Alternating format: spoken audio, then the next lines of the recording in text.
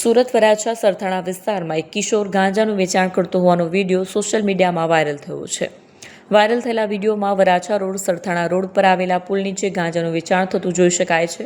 આ વિસ્તારમાં પુલો નીચે બ્યુટિફિકેશન નહીં પણ ડર્ટિફિકેશન થયેલું જોવા મળે છે, જ્યાં લોકોના પરિવારો વસવાટ કરે છે અને ગંદકી ફેલાવે છે. આ મુદ્દે વરાછા વિધાનસભાના ધારાસભ્ય કુમાર કાનાણીએ પોલીસ વિભાગ અને સુરત મહાનગરપાલિકાને પત્ર લખ્યો છે. તેમણે પુલો નીચેથી અનધિકૃત વસવાટ અને દબાણો દૂર કરવાની માંગ કરી છે. તેમના પત્રમાં સૂર્યપુર ગરનાળાથી પ્રાણી સંગ્રહાલય સરથાણા જકાતનાકા સુધીના પુલો નીચે દબાણનો ઉલ્લેખ કર્યો છે. તેવી જ સ્થિતિ ઓવરબ્રિજ નીચે અને વલ્લભાચાર્ય રોડ પરના ડિવાઈડરની વચ્ચે પણ જોવા મળે છે, જ્યાં મોટી સંખ્યામાં લોકો રહેતા હોય છે. કાનાણીએ પોલીસ અને પાલિકા પાસે સંયુક્ત રીતે સંકલન કરીને આ સમસ્યાનો કાયમી ઉકેલ લાવવાની માંગ કરી છે.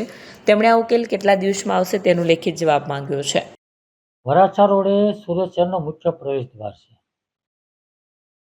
અને આ વરાછા રોડ ઉપર શ્રીનાથજી ફ્લાયઓવર બ્રિજ સૌથી સુરત શહેરનો મોટો બ્રિજ છે અને નાના વરાછાથી સરથાણા જકાતનાકા સુધીનો બીજો બ્રિજ છે.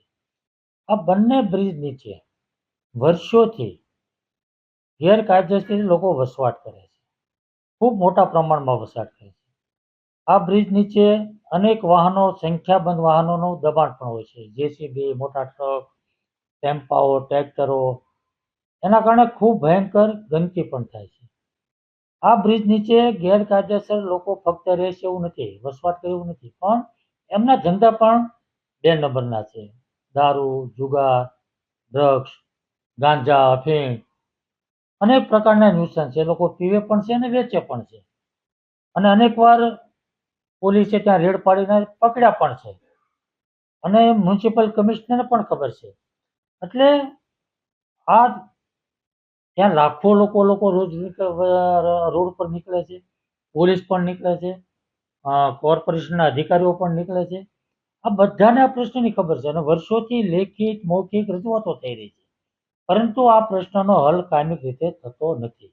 ને એટલા માટે મેં પત્ર લખ્યો છે કે ફ્લાયઓવર બ્રિજ નીચે અને વલ્લભાચાર્ય રોડ, જ્યાં ચાલવા માટેનો ટ્રેક બનાવ્યો છે, ત્યાં પણ આ પરિસ્થિતિ છે, ત્યાં પણ લોકો રહે છે, ત્યાં પણ ગેરકાયદેસર ધંધાઓ ચાલે. તો આ બંને રોડ ઉપર આ ન્યુસન્સ દૂર થવું જોઈએ, એની સામે કડક કાર્યવાહી થવી જોઈએ અને કાયમી હલ થવો જોઈએ.